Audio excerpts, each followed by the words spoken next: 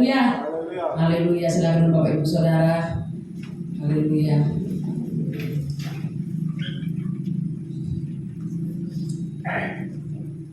Haleluya. Bisa hati kita masuk lebih dalam lagi untuk menikmati hadirat Tuhan.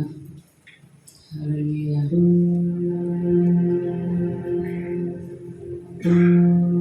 Terima kasih Tuhan Yesus, berkasih-Mu yang sempurna yang boleh menyelamatkan hidup kami, berkarya pengorbanan-Mu yang besar yang boleh Tuhan memulihkan setiap hati dan jiwa kami Bapa. Terima kasih Tuhan Yesus.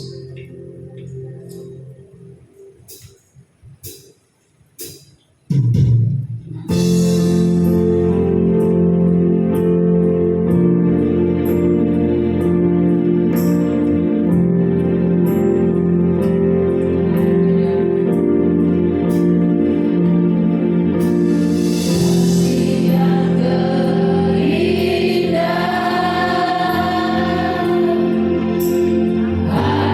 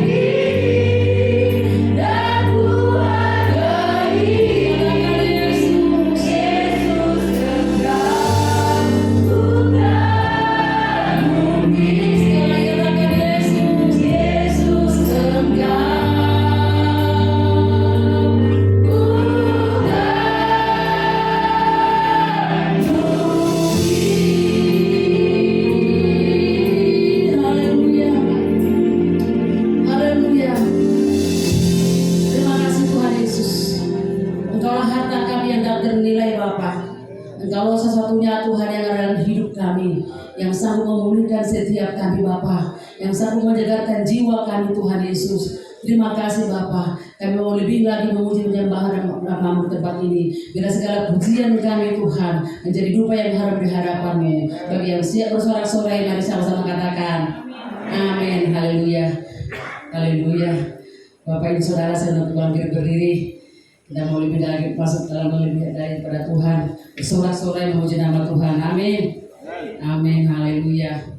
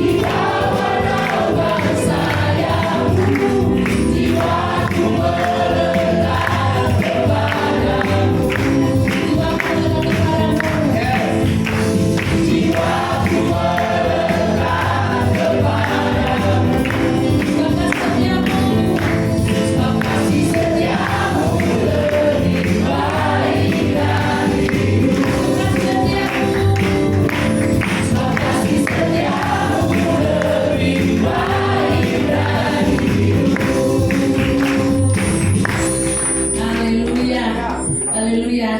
Ada sukacita Bapak Ibu? Puji Tuhan, puji Tuhan.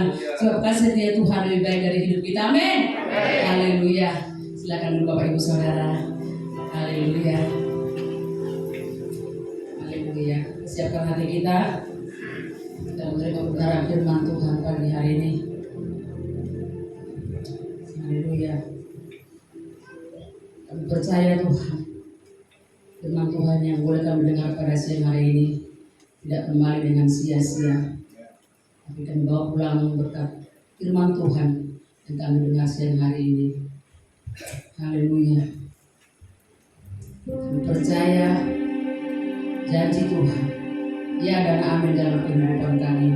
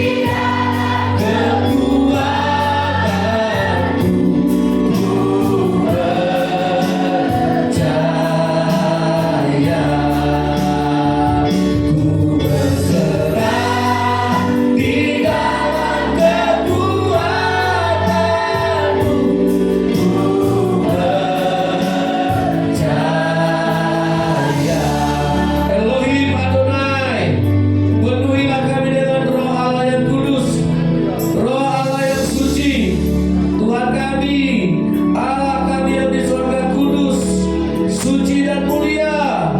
Kami umat-Mu datang membawa persembahan kami, membawa segenap hati kami, segenap jiwa, segenap akal budi dan kekuatan kami.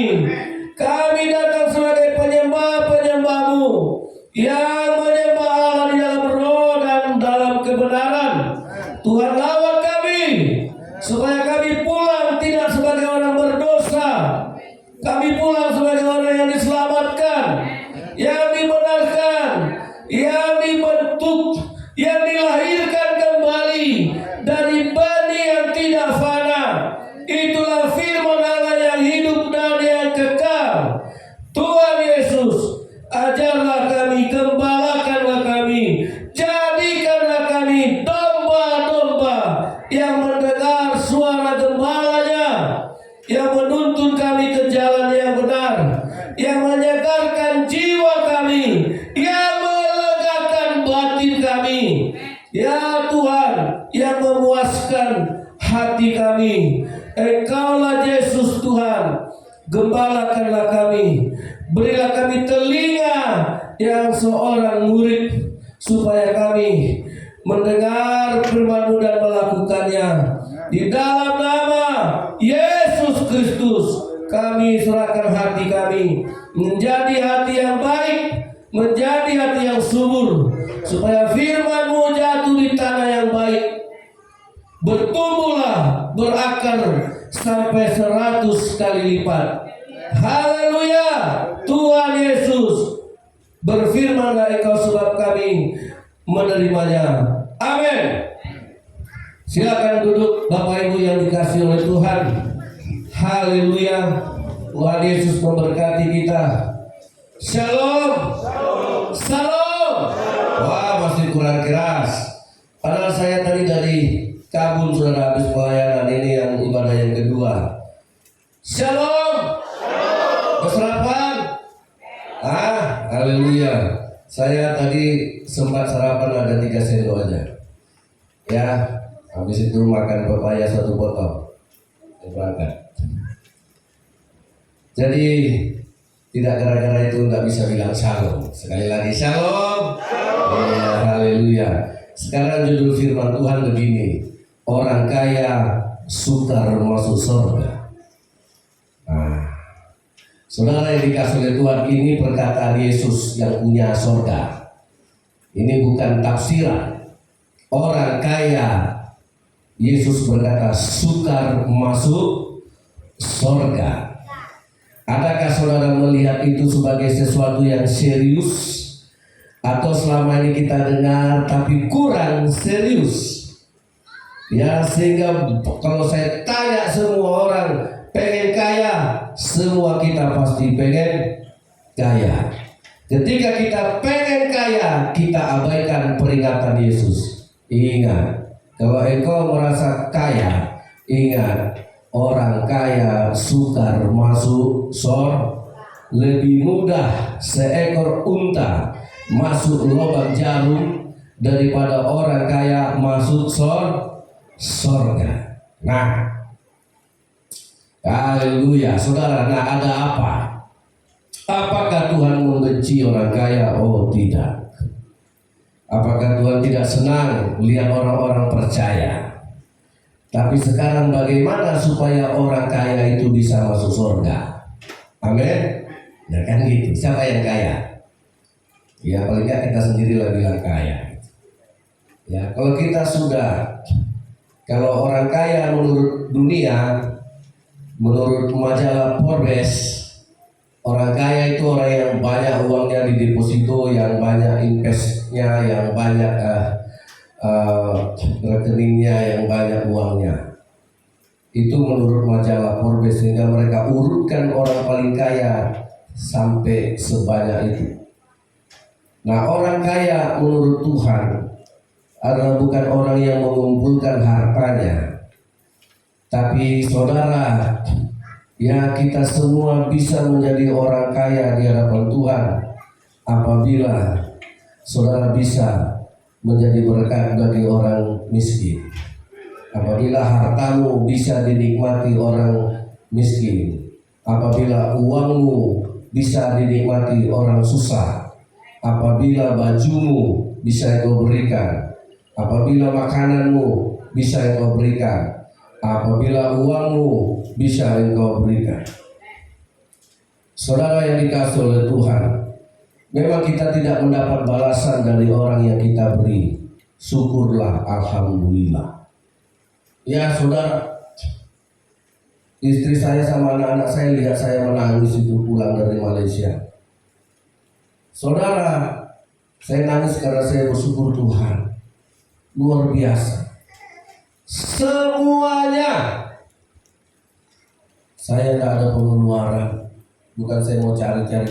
Tapi disitulah saya melihat apa yang kita tabur selama ini mungkin akan kita tuai dari tempat yang lain. Amin. Saya peluk ipar saya, dora semua koko. Saya nangis. Mereka meleleh-leleh sampai di bandara, sampai di ruang tunggu saya masih nangis. Tuhan terima kasih. Saya terima kasihnya begini saudara, bahwa yang kita taburkan itu ke orang, yang kita taburkan atau yang kita kembalikan ke Tuhan, itulah harta yang sesungguhnya. Bukan berapa banyak angkanya di bank. Saudara, yang sekaligus saya kasih tahu Bapak Ferdi yang punya Sinuraya itu beratus-ratus hektar sawitnya, makan teratur. Berapa kali saya makan dengan beliau, dia tidak makan nasi, tidak minum soda, tidak minum, jangankan minuman keras, merokok pun tidak, soda-soda pun tidak, air putih sama teh. Saudara, dia hanya makan lauknya aja, sayurnya saja, buahnya, teratur hidupnya, teratur yang dia makan. Tapi tetap juga meninggal. Dan ketika meninggal tidak nunggu gajian. Tunggulah Tuhan. Mama saya meninggal 30 April. Besoknya 1 Mei. Dia sempat ambil pensiun. Ya, pergi saya ke kantor pos setelah meninggal, saya bawa surat kematian mama saya, Bang. Ya, saya mau ngambil pensiun mama saya karena saya pikir udah genap bulan April 1 sampai 30 kan. Dilihat ya tanggal kematiannya, tanggal berapa mama meninggal, Bang? Tanggal 30 April. Wah, nggak bisa. Dalam hati saya, tahu nggak bisa, tadi ku bikin mamaku meninggal tanggal 1 Mei. Ya, jadi uangnya di mana? Ya, uangnya kembali ke uang ke kas negara. Nah, mama saya meninggal dan nunggu pensiun.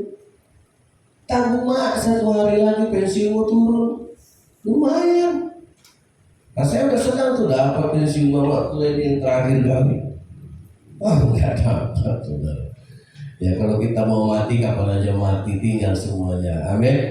Iya. Nah sekarang orang kaya sultan masuk surga. Ya, saudara kita lihat dulu orang yang kaya yang nggak masuk surga, kan itu. Ya, Lukas pasal yang ke-16 ada 2 contoh orang kaya yang tidak masuk surga. Lukas pasal yang ke-16 ayat yang ke-19. Kita baca berganti-gantian. Beginilah firman Tuhan, Lukas pasal 16 ayat 19. Ada seorang kaya yang selalu berpakaian jubah ungu dan kain halus, dan setiap hari ia bersukaria dalam kemewahan. 2, 3.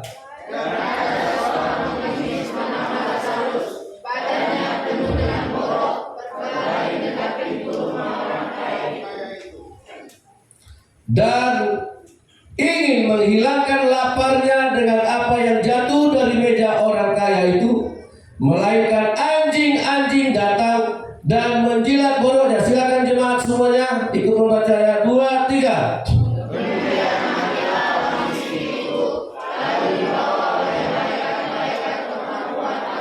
Ayat 23 sama-sama. 2, 3.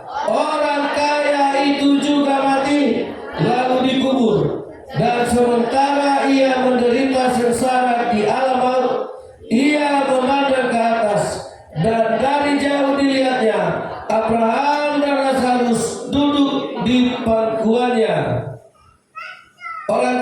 yang tidak masuk surga, padahal dia juga anak Abraham. Kira-kira apa dosa kawan ini? Ya saudara, apakah dia seorang perampok? Apakah dia seorang pencuri? Apakah dia seorang koruptor? Saudara, ini orang kaya bukan karena hasil mencuri, memang hasil kerja kerasnya, hasil usahanya.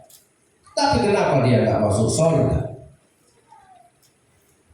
Satu lagi saudara, Matius pasal yang ke-19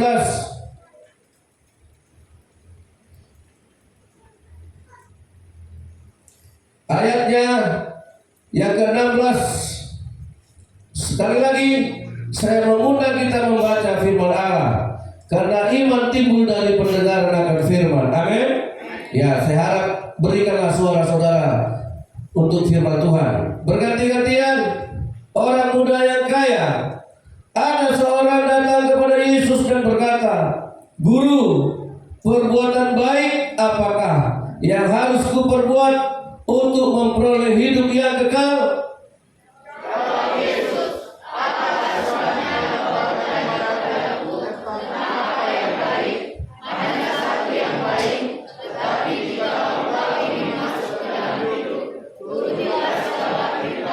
Ya, good. Kata orang itu kepadanya, "Perintah yang mana?" Kata Yesus, "Jangan membunuh, jangan berzina, jangan mencuri, jangan mengucapkan saksi dusta."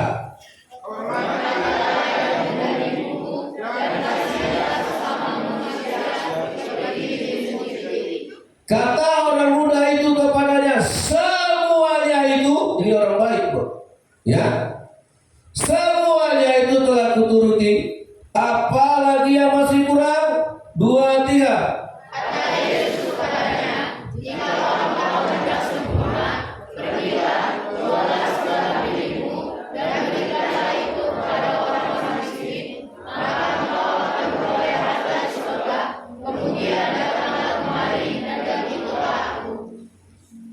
Ketika orang muda itu mendengar perkataan itu, pergilah ia dengan sedih, sebab banyak hartanya. Crazy rich dia ini, sultan ini. Ayat 23, 23.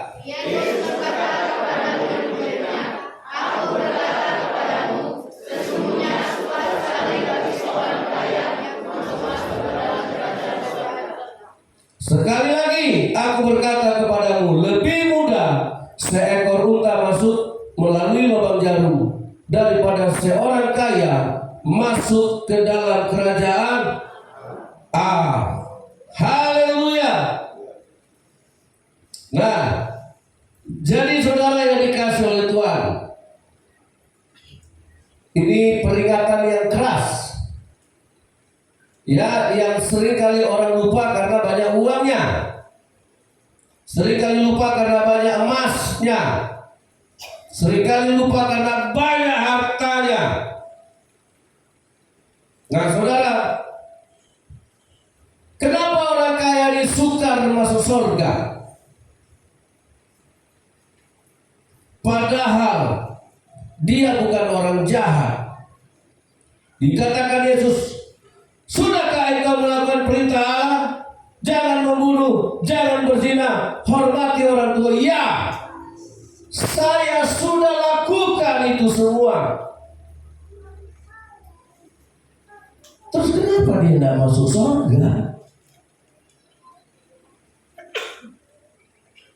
Nah, kemudian Yesus bilang, kalau mau masuk surga, kau jual hartamu, kau berikan kepada orang miskin,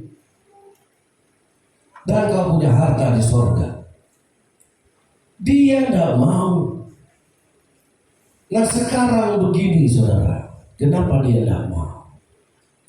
Ada apa dengan harta? Nah saya salutnya saudara.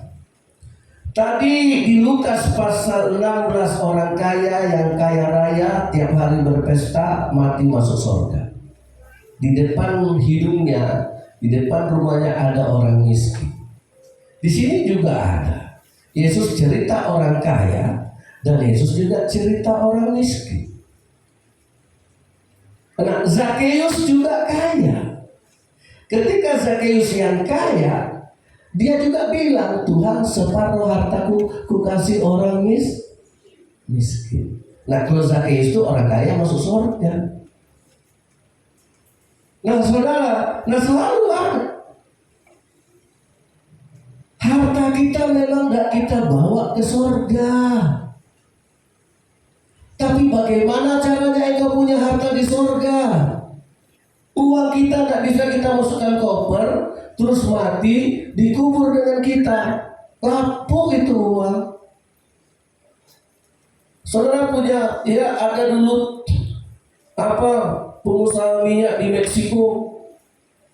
Orang kaya, konglomerat Meksiko. Saya pernah baca itu di Mana Sorgawi Renungan.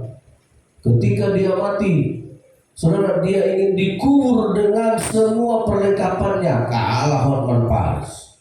Sorry ya bro. Dengan jam, dengan cincin, dengan topi Morris, dengan jas putih, dengan sarung tangan, dimasukkan ke dalam mobil mewah. Paling mewah waktu itu mobilnya Cadillac. Dikubur dia dengan mobilnya, dikubur dia dengan buku banknya, dengan semua, saudara. Yang digali kuburan itu pakai ekskavator, dan dikuburlah dia dengan posisi sambil menyetir mobil. Kalau belum ada orang kaya di Indonesia yang kayak gitu, berarti belum kaya dia. Ya, dikubur dengan cincinnya, dikubur dengan kacamatanya, dikubur dengan sepatunya, dikubur dengan mobilnya. Saya lupa nanya mobil itu diisi bensin enggak? Supaya bisa sampai ke surga. Tahu nggak isi bensin kan mau pula kan?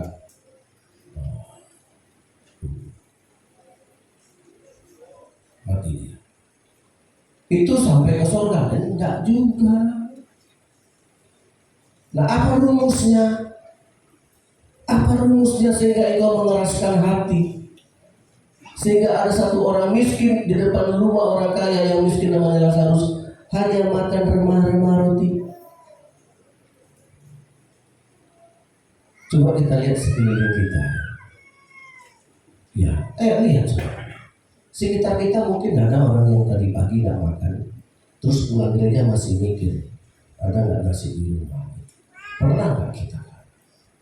Pernah nggak kita tahu? Buka pintu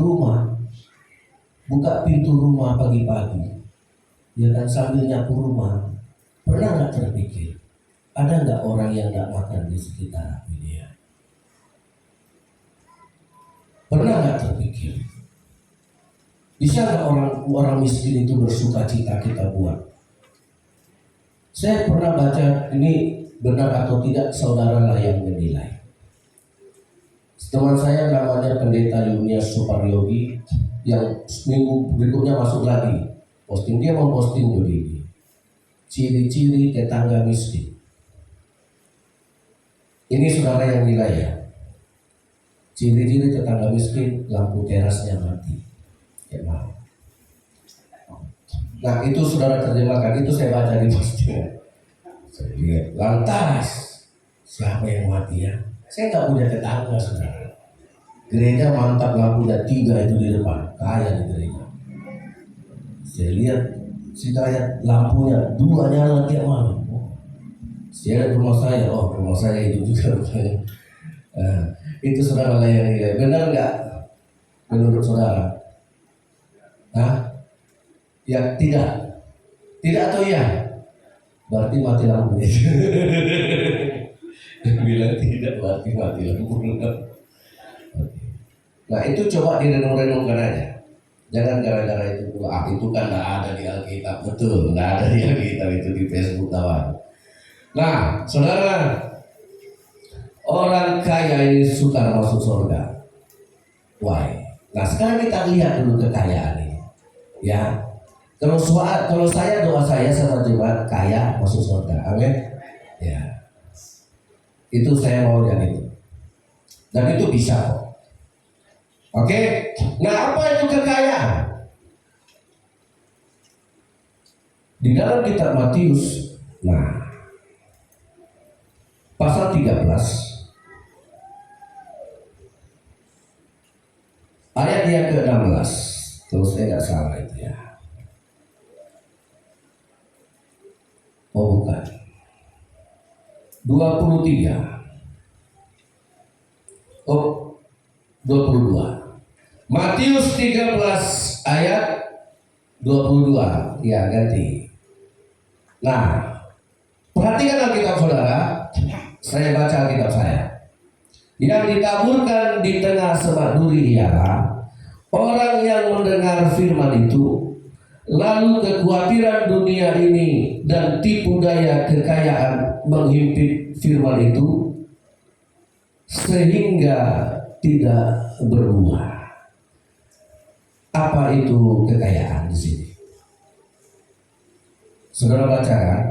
Nah, jangan ngomong saudara. Yang ditaburkan di tengah semak duri ialah orang yang mendengar firman itu, lalu kekhawatiran dunia ini dan tipu daya kekayaan menghimpit firman itu sehingga tidak berbuah. Perlu diulangi sekali lagi, apa itu kekayaan di sini? Apa sifatnya? Masih dibaca lagi. Lalu kekhawatiran dunia ini dan tipu daya kekayaan. Tipu daya kekayaan. Saudara, kekayaan itu sebuah tipuan. Makanya orang kaya tadi tidak bisa masuk surga. Dia ditipu sendiri oleh kekayaannya. Makanya Yesus bilang lebih mudah seekor onta masuk lubang jarum daripada seorang kaya raya masuk surga. Dia tidak masuk surga, yang nipu dia siapa? Yesus. Yang menipu dia adalah kekayaannya. Apakah kekayaan itu bisa memberikan kekekalan? Apakah kekayaan itu bisa memberikan keselamatan? Tapi kenapa dia bisa tinggalkan Yesus dan pilih tidak masuk surga daripada dia meninggalkan kekayaannya dan memberikannya kepada orang miskin? Itu tipu daya kekayaan. Nah, sebenarnya arti kekayaan itu apa?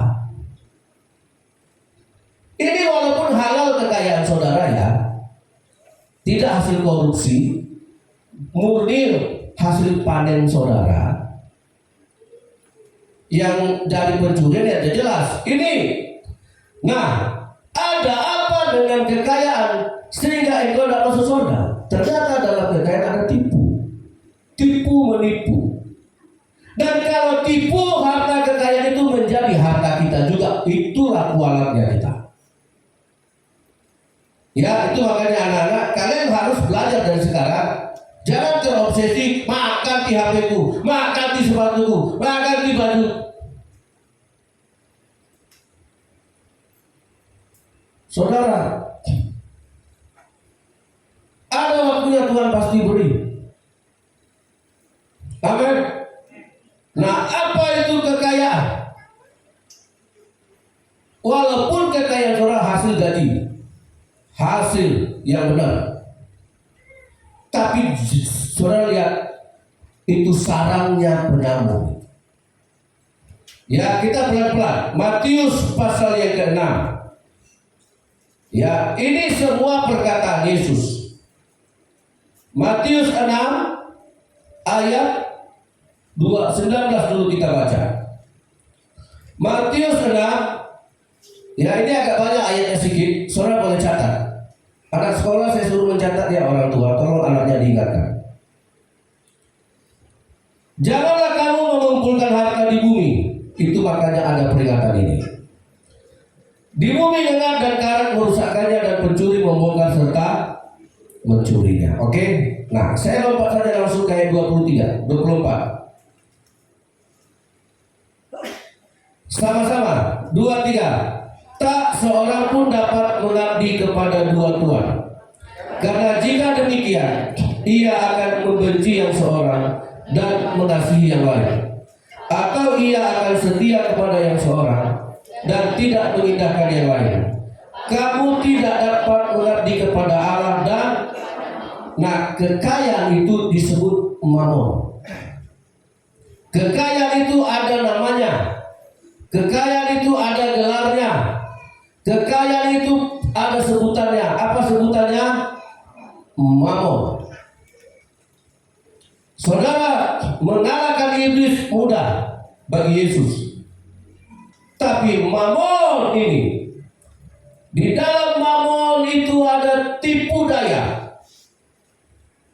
Oke? Saudara buka dalam Lukas pasal yang ke-16. Nah, kita kembali ke Lukas pasal 16. Siapa itu mamon? Kalau Tuhan berkata harta itu mamon, jadi apa arti mamon itu? Ayat 11. Lukas 16 ayat 11. Silakan. 2, 3. Jadi, jikalau kamu tidak setia dalam hal mamon yang tidak jujur, siapakah yang akan mempercayakan kepadamu harta? Nah, di sini ada harta yang tidak jujur. Di sini ada harta yang sesungguhnya. Harta yang tidak jujur itulah mamon. Mamon itulah ketidakjujuran. Siapa yang gara-gara uang tidak jujur? Siapa yang gara-gara uang selalu bohong? Ayo anak-anak sekolah, kalian pernah bohongin orang tua nggak gara-gara uang? Ya, kita juga kadang-kadang alasan tidak memberi uang kepada orang. Misalnya jumpa anak famili, jumpa anak keluarga, jumpa anak teman, atau pergi ke tempat orang tua. Aduh, nggak ada uang, tulang belum gajian, harga panen turun, toke belum ngasih uang. Maaf ya. Nah, seringkali kita menipu gara-gara uang.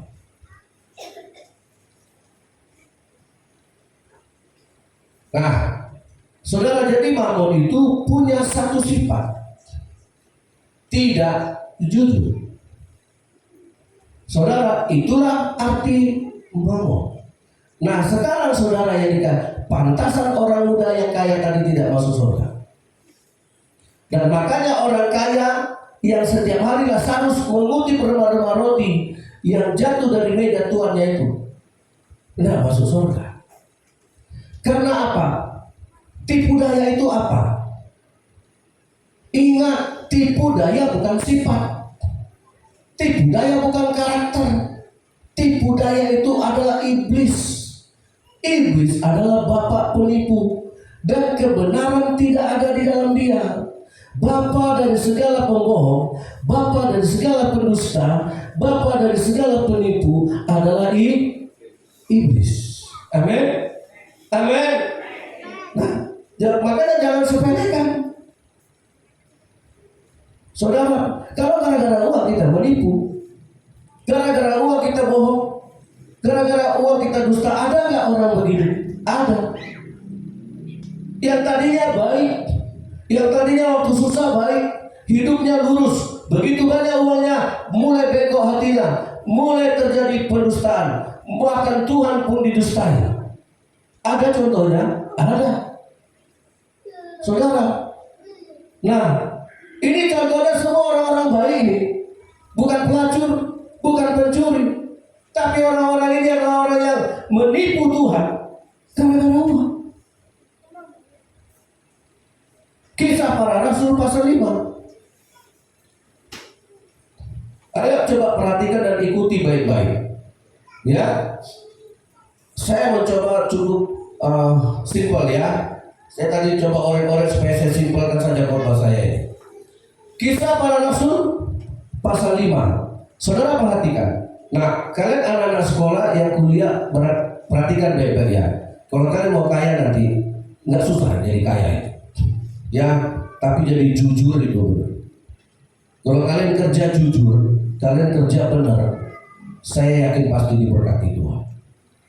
Amin. Jangan nipu waktu, jangan nipu bos, jangan nipu data. Lebih baik berhenti bekerja. Hari itu saya jumpa 2 perempuan masuk penjara, baru kerja di klinik. Masuk penjara gara-gara apa? Menjual barang-barang klinik, menjual barang-barang terkuda. Dua-duanya cantik-cantik. Kenapa kalian? Penggelapan. Nah, kalau penggelapan itu ya begitu. Jadi saudara yang dikasih oleh Tuhan sekarang udah bebas mereka. Ya, jangan cowok-cowok jangan nanya masih di dalam Pak, ikut aku bilang. Ya, Kisah Rasul pasal 5. Ananias dan Safira. Oke, ikuti baik-baik saudara. Ayat 1. Kisah Rasul pasal 5 ayat 1. Ada seorang lain yang bernama Ananias. Ia beserta istrinya Safira menjual sebidang tanah. Jual tanah ya, banyak duitnya. Ayat 2, silakan jemaat. 2, 3.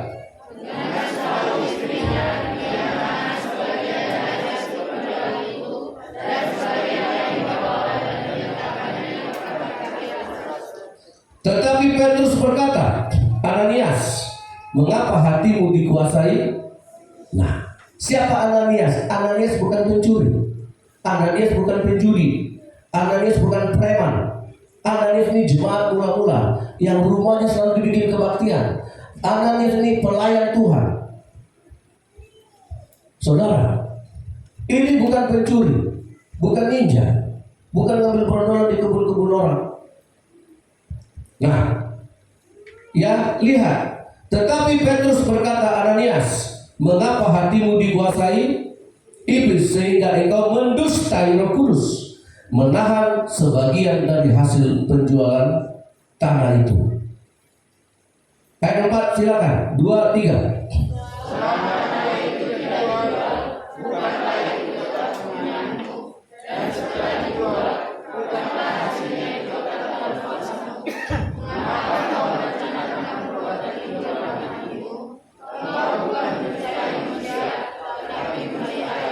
Nah, betul nggak saudara? Harta itu mamon. Mamon itu penipu. Ada tipu daya di sini. Dan siapa yang didustainya? Siapa yang didustai Ananias? Roh Kudus, Roh Allah. Ayat 5, ayo sama-sama kita baca. Ya, ayat 5, 2, 3. Ketika mendengar perkataan itu, rebalah Ananias dan putuslah nyawanya. Maka sangatlah ketakutan semua orang yang mendengar. Nah, ini tadinya orang baik-baik, tapi begitu dapat uang banyak, berubah ampernya, menyimpang otaknya. Itulah pekerjaan iblis. Saudara tahu apa pekerjaan iblis? Menyimpangkan kita, menyesatkan kita lewat tipu daya. Tipu daya itu penyesat paling manjur. Dan tipu daya itu bersarang di dalam kekayaan. Ketika saudara punya uang, hati-hati. Di situ iblis paling mudah menipu saudara. Saya salut dengan Amerika. Di lembaran uangnya, di lembaran uang kertas dolar ada yang bawa nggak? Keluarga saya minta. Maksudnya itu contoh. Di situ ditulis di lembaran uang kertas dolar Amerika, we trust God. Saudara boleh tulis di uang lembaran 100.000. Wah, tapi itu bukan produksi. Di lembaran itu dikeluarkan oleh Bank Amerika. Di situ ditulis, kami percaya Tuhan, bukan uang. Nah, di Indonesia, negara tercinta kita ini, semuanya cinta negara kita, amin. Cinta rupiah, ya, nggak apa-apa dibilang cinta. Tapi beda dengan Indonesia. Indonesia ini hanya ada 2 laki-laki yang membahagiakan perempuan, yang laki-laki lain tidak. Jujur saudara, parahnya itu. Betul nggak Bapak Ketua Pina? Nah, dia senyum. Di Indonesia hanya 2 laki-laki yang bisa membahagiakan perempuan. Buka uang 100.000. hanya Soekarno-Hatta yang bisa membahagiakan perempuan. Ada bapak, tahu bapak itu yang gambar Soekarno-Hatta itu. Nah, ketika dikasih sama orang rumah,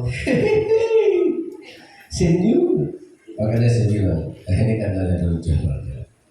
Ya. Kalian anak-anak itu ya, ketika dikasih ruang Soekarno-Hatta senang kan? Nah, coba itu yang laki-laki yang bisa membahagiakan. Pak Torus nggak bisa, nggak ada gambarnya di Illustratus. Kalau ada palsu ini, palsu. Nah, itu aja bercanda aja. Janganlah pula ditukar gambarnya kan, jadi tidak laku nanti. Jadi saudara, nah ada tipu daya, saudara, sehingga Ananias suami istri itu nanti kalau lanjutkan baca, suami istri mati. Pertama Ananias, yang kedua Safira. Ada yang nama Safira di sini? Tapi bukan mata Safira yang mata duitan, dan juga bukan Ananias yang mata keranjang. Iya, dua-duanya mati karena dua-duanya sepakat. Begitu lihat hasil penjualan, lupa, saudara. Nah makanya hati-hati. Ada lagi yang membuat saudara menipu Tuhan. Baca, ayo buka kitab kita lagi, Maleakhi. Tadi itu perjanjian baru. Nah sekarang yang perjanjian lama. Ayo saudara semuanya, anak-anak, kalian harus paham ini, supaya nanti jangan jadi orang-orang yang korup itu. Harta orang mau harta kita. Maleakhi pasal yang ketiga, ayat yang ke-8. Maleakhi 3 ayat 8.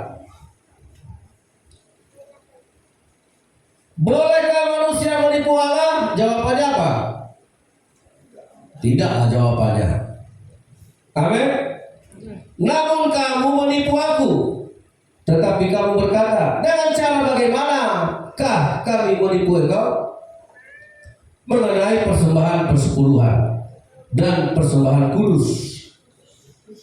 Ayat 9. Kamu telah kena kutuk. Kutuk itu bahasa Ibraninya kelala. Yang parah itu saudara, berkat jadi kutuk. Itulah Ananias dan Safira. Berkat jadi kutuk itulah kekayaan orang muda tadi. Hartanya membawa dia ke neraka. Itu berkat jadi kutuk itu yang bahaya. Tapi orang beriman, kutuk yang dirubah Tuhan jadi, itu Alkitabiah. Nah, orang kaya yang di depan matanya Lazarus kelaparan itu masuk neraka. Itulah berkat jadiku. Apakah kekayaanmu menjadi kebinasaan gara-gara engkau menipu Tuhan? Ayat 9. Kamu telah kena kutuk, tetapi kamu masih menipu aku. Ya, nggak sadar kita ini sudah di bawah kutuk. Kita enjoy dengan kekayaan kita, padahal udah kebinasaan. Nggak sadar. Nah ayat 10. Kamu masih menipu aku, ya kamu seluruh bangsa. Ayat 10. Ayo sama-sama 2, 3. Bawalah seluruh persembahan persepuluhan itu ke dalam rumah perbendaharaan, supaya ada persediaan makanan di rumahku.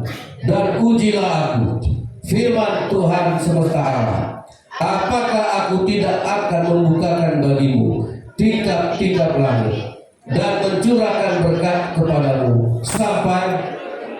Nah, saudara, ini yang Alkitabiah. Ada bagian Allah yang kita harus kembalikan kepada Allah. Kalau kita memang mengakui Dia Tuhan, Dia Allah, Dia yang punya semuanya. Tetapi harta membuat kita menipu Tuhan. Tapi harta membuat kita mendustakan jahatnya kita. Nah itu bukan main-main, itu pekerjaan iblis. Iblis membawa saudara melupakan Tuhan, apalagi melupakan Tuhan dengan cara mendustai, sehingga kita diarahkan kepada satu dosa kekal yang membinasakan kita, tapi kita nggak sadar kita sudah binasa. Itulah cinta akan uang, akar dari segala kejahatan. Halo? Sehingga engkau tidak mengakui Tuhan, tidak menyembah Tuhan. Lihat, ada satu prinsip dosa yang ditanam iblis di dalam harta. Kita memang tidak menyembah berhala, kita memang tidak memuja setan, tapi pemuja setan dengan pemuja harta itu sama-sama masuk neraka. Engkau menyembah berhala, engkau tidak menyembah berhala, tapi engkau menyembah harta dan mendustai Tuhan. Itu sama juga dengan binasa. Ananias, orang gereja, orang muda yang kaya tadi, orang gereja, ke gereja dia, beribadah dia. Orang kaya yang masuk neraka tadi yang harus orang gereja, keturunan Abraham.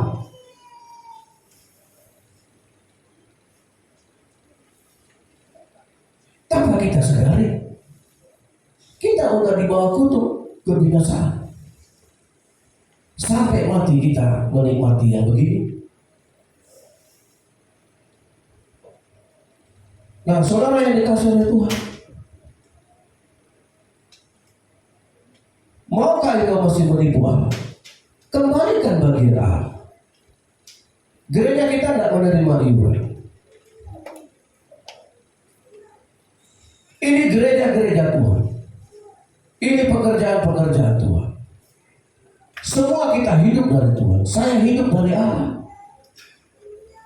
Saya hidup dari Tuhan. Anak-anak saya itu saksi semua. Tidak ada yang kita banggakan. Waktu kami pergi kemarin, itu anak saya dibawa ke toko sepatu. Saya dulu aja nggak berani saya gini. Nggak berani. Itu harga yang dibelikan, harga yang tidak mampu saya semua. Tidak mampu saya beli. Yang ini yang cocok nomornya, saya lihat harganya.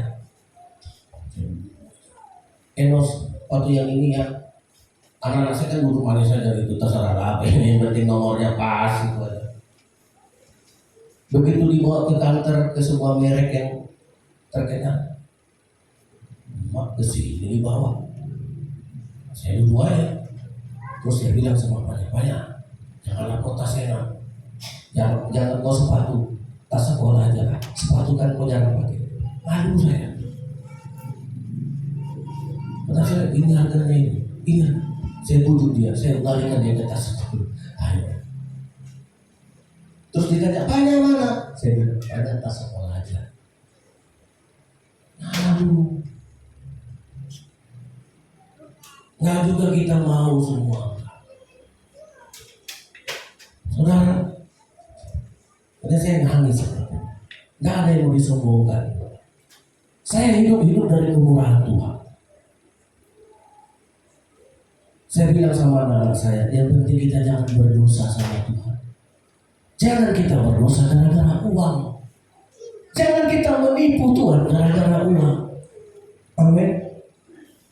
Saya bersyukur istri saya itu, Pak, berapa uangnya segini? Mana perpuluhannya? Kupotong ya?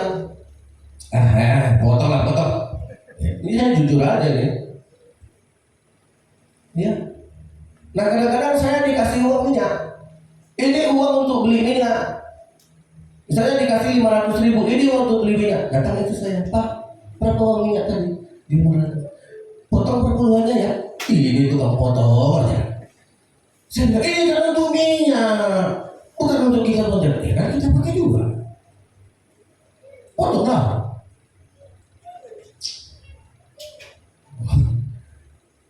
Ya udah, terserah. Potong Potong situ. Iya. Tukang potong itu.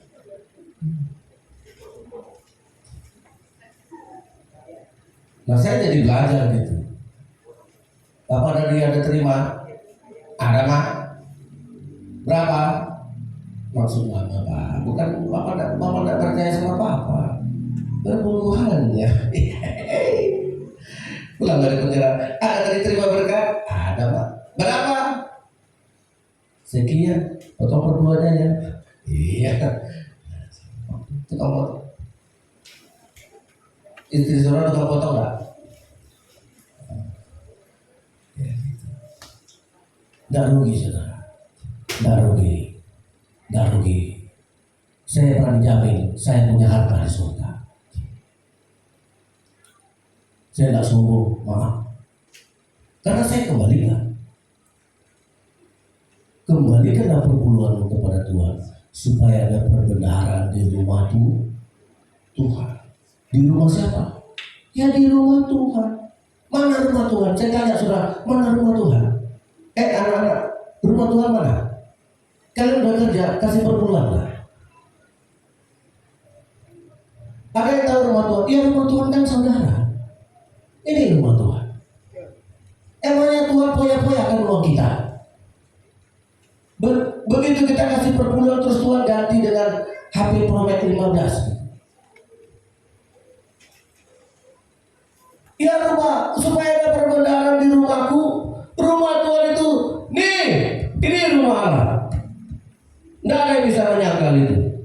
Karena ini bukan buatan pabrik, ini bukan buatan Honda, bukan buatan Toyota. Ini made in surga, made in Tuhan. Amin. Dan Tuhan hanya ada di sini. Tuhan tidak mau tinggal di mobil saudara itu buatan orang Jepang. Ya, jangan saudara Tuhan tinggal di mobil ini. Tuhan bilang enggak. Tuhan hanya mau tinggal di buatan tangannya. Siapa buatan Tuhan? Cuma satu, saudara. Amin. Nah, kalau Tuhan bilang supaya ada perbenaran di rumahku, rumah Tuhan adalah tubuhmu. Amin. Saudara, nah saya juga melatih anak-anak saya juga begitu. Saya push, saya motivasi. Kau harus cari uang kerja banyak, gajimu harus banyak. Bukan tujuan saya mata-duitan. Enggak. Tujuan saya supaya kau jadi berkat. Saya dorong mereka jadi orang berpenghasilan banyak, supaya mereka juga bisa menolong banyak orang. Itu baru orang kaya. Tepuk tangan bagi Tuhan. Amin.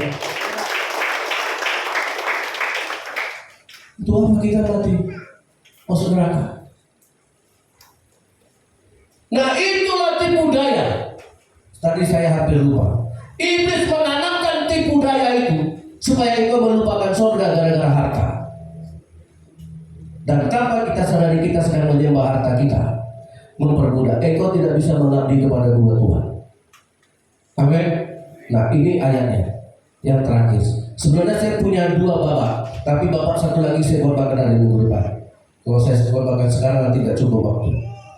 Matius pasal 4. Jangankan saudara, Yesus sendiri pun iblis tidak gentar. Ingat itu, Yesus sendiri yang iblis tahu persis Yesus itu Allah. Iblis tahu persis Yesus itu Tuhan yang turun dari surga dan kemudian Yesus. Iblis sangat tahu Yesus. Tapi apakah iblis tidak mencoba Yesus? Dicobai dengan makanan, Yesus lolos. Yesus, kau kan anak Allah. Tahu Yesus, tahu iblis. Kau lapar, lapar. Bikin batu ini jadi roti. No, saya sudah pernah jelaskan khotbah ini. Saya makan tidak hanya dari roti saja, tahu. Saya makan dari setiap firman Allah, kalah iblis. Masuk pencobaan kedua. Kau kan anak Allah. Ada firman Tuhan yang mengatakan, kalau kau jatuhkan dirimu, malaikat-malaikat akan menantang engkau sehingga kakimu tidak akan terantuk. Apakah Yesus mau? Memang aku anak Allah, tapi bukan si panggaran juga, bukan petantang petenteng juga. Jangan mentang-mentang anak Allah gaya kotornya juga udah kayak apa gitu. Saudara, kalau ada sesuatu yang tidak cocok dengan saya, atau mungkin saya agak nyeleneh, agak petantang-petenteng, ingatkan saya. Saya mau masuk surga, amin. Ya, saya mau saudara ingatkan saya. Kalau ada ini udah terlampau gaya pendeta ini udah terlampau. Nah, ingatkan saya, jangan ragu-ragu, amin. Karena saya mau masuk surga juga. Nggak mungkin saudara saya suruh masuk surga terus saya ketinggalan kayak calo di terminal, ya kan? Calo terminal di mana itu di terminal Pekanbaru itu. Medan.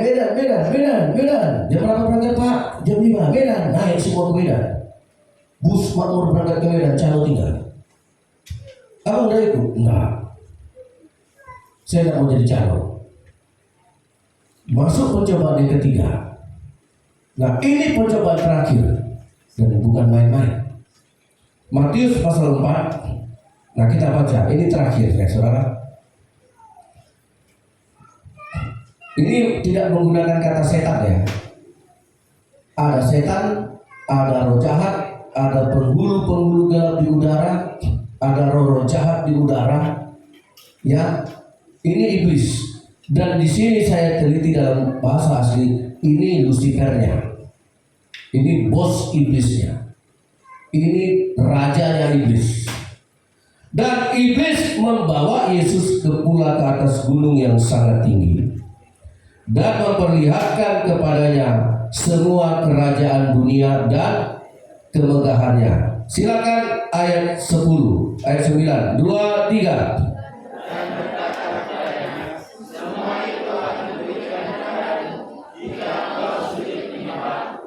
Amin. Saudara lihat apa yang berbarengan di situ. Diuji lewat makanan, Yesus lolos. Diuji lewat pencobaan, Yesus lolos. Yang terakhir diuji dengan harta, kekayaan, kekuasaan. Makanya saudara yang ditangkap KPK itu 70% S2. S2. Makanya banyak orang pintar tapi hatinya tidak pintar. Kalian anak-anak mau pintar, hati harus pintar. Amin. Ayo, halo, amin. Udah hati tidak pintar, pikiran tidak pintar, lengkap penderitaan.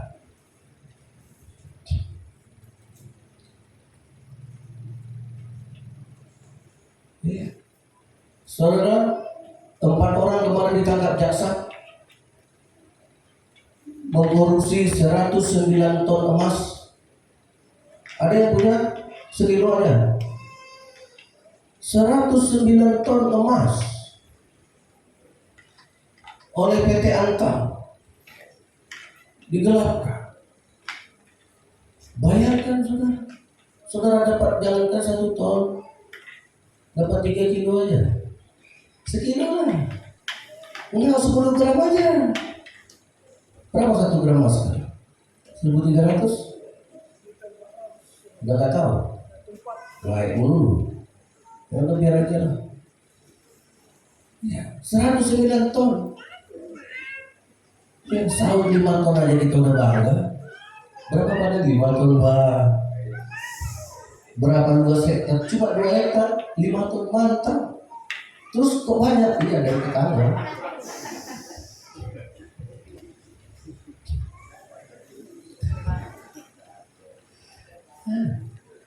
Ditangkap. Terus saudara, pemalsuan. Itu 109 ton. Itu jatahnya Indonesia yang didapat dari bagi hasil dengan Freeport. Ya, saya pikir Pak Sudono pensiun tahun ini mengajak dia ke Papua. Papua itu. Saya udah dipanggil kawan-kawan saya di Nabi di sana. Kapan di sini bro? Nah nanti sana keriting rambutku.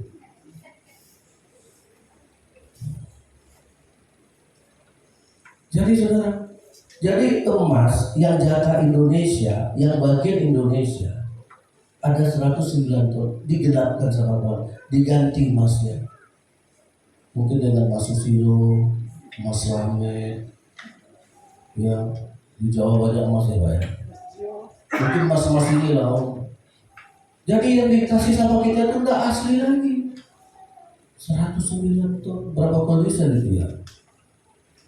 Dimasukkan ke semua mobil yang parkir di gereja ini tidak muat. Paling banyak mobil Pak Sujiono, 2 ton muat Pak. Gila-gila Bapak itu, Pak Pendeta ini bacaannya terlalu tinggi. 4 orang 109 ton, untuk apa duitnya coba? Coba itu dikasih sama orang miskin tidak sekolah.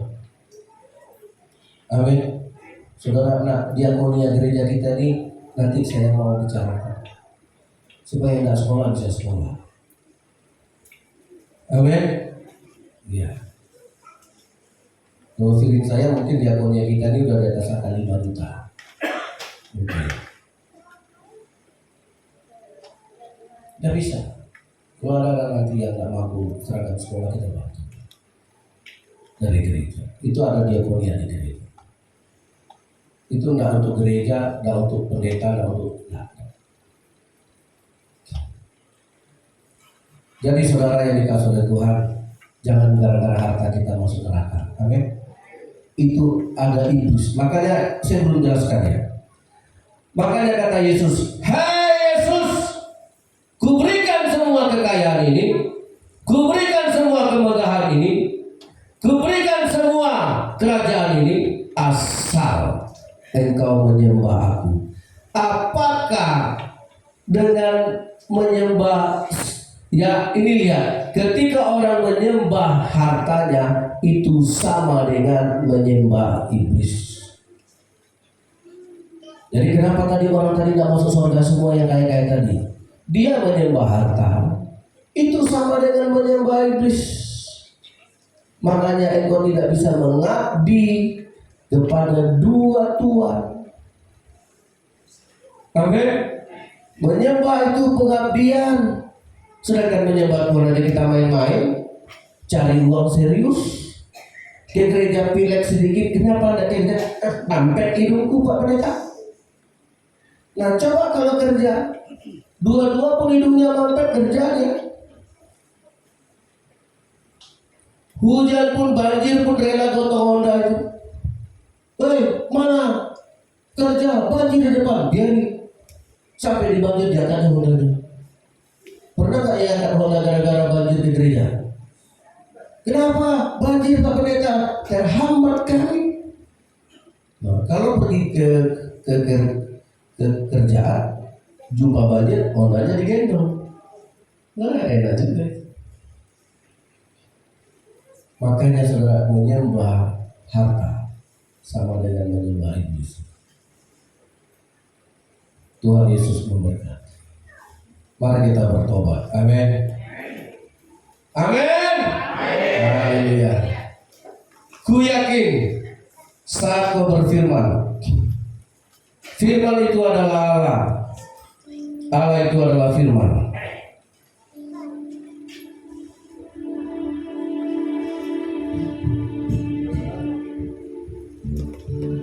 Haleluya, siapkan hati kita saudara. Jangan gara-gara harta yang mendustai Tuhan. Ada roh mamon, ada roh tipu daya, ada roh ketidakjujuran di situ. Bertobatlah, kerajaan Allah sudah dekat. Kita datang ke dunia tidak membawa apapun, kita datang dengan telanjang. Kita juga akan meninggalkan dunia ini dengan telanjang. Biarlah taburan-taburan dari harta kita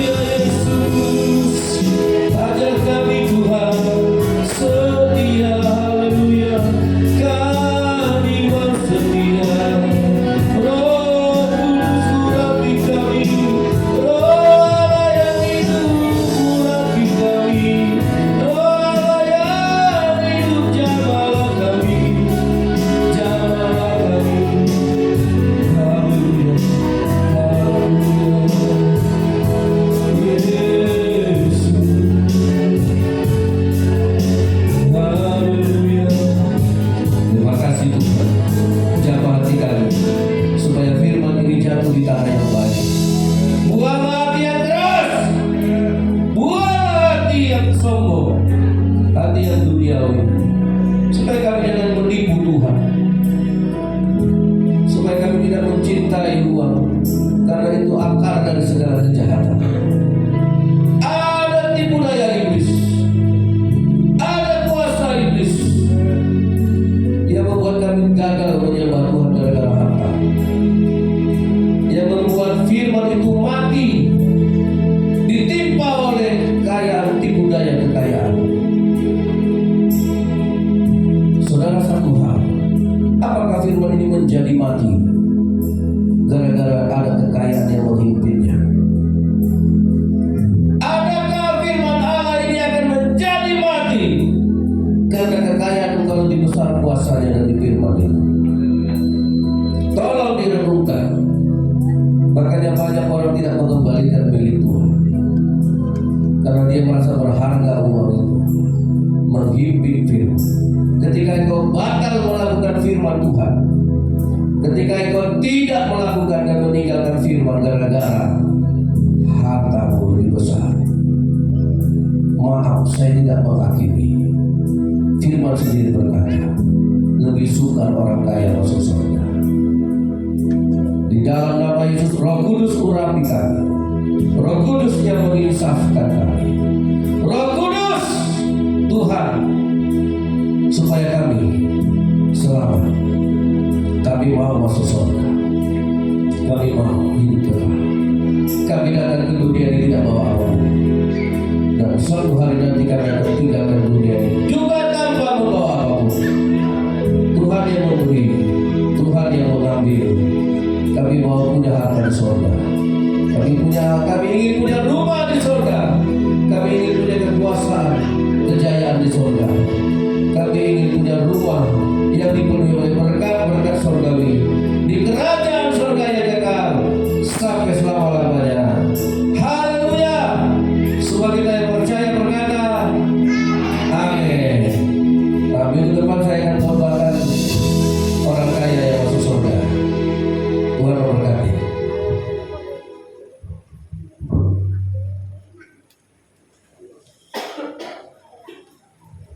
Haleluya. Percaya dari berkali firman Tuhan pada siang hari ini. Amin. Amin. Haleluya. Selanjutnya kita memberikan persembahan, mengembalikan persembahan kita kepada Tuhan, kembalikan apa menjadi milik Tuhan. Dan kita berdoa. Haleluya. Kembali kami bersyukur Tuhan buat siang hari ini, buat kebaikan kemurahan-Mu, buat ibadah kami siang hari ini Bapa yang masih berlangsung. Tuhan Yesus, semua karena Roh-Mu yang ada di tempat ini dan mengurapi setiap hati kami Bapa. Pujilah Tuhan, kami juga bersyukur Tuhan buat firman Tuhan yang sudah dikabulkan oleh hamba-Mu di tempat ini. Sesungguhnya Tuhan, Engkaulah harta kami, yang Engkaulah Tuhan, firman-Mu Tuhan yang harta kami yang terbesar, yang boleh menghidupkan kami, yang membangkitkan roh kami, yang menjadi kekuatan dalam kehidupan kami Bapa. Oleh sebab itu Tuhan, mari urapi kami Bapa, urapi kami Roh Kudus, untuk kami boleh melakukan firman-Mu, mampukan kami Bapa. Kami boleh Tuhan melakukan firman-Mu dari setiap hati kami pribadi. Biarkan firman-Mu Tuhan jatuh di tanah yang gembur, sehingga firman-Mu Tuhan berbuah 30, 60, 100 kali lipat dari setiap kehidupan kami Bapa. Kita juga hamba-Mu yang sudah melakukan firman-Mu Tuhan, dari pengurapan hikmat dan daripada Tuhan serta turut hamba-Mu ini, berkati keluarganya, berkati pelayanannya. Dimanapun hamba-Mu Tuhan pergi, dimanapun hamba-Mu Tuhan melayani, dimanapun hamba-Mu Tuhan, Tuhan Yesus menyertai. Terpujilah Tuhan, dan segala Tuhan kembalikan apa yang menjadi milik Tuhan. Acara kami Tuhan memberi dengan sukacita, nama Tuhan dipuji dan termuliakan. Dan biarlah Tuhan apa yang kita beri hari ini Tuhan itu menjadi alat kemuliaan bagi nama Tuhan, untuk memperluas kerajaan-Mu di bangkinang ini, dan nama Tuhan dipuji dan termuliakan. Terima kasih Tuhan Yesus bagi yang siap untuk memulihkan milik Tuhan. Mari sama-sama katakan amin.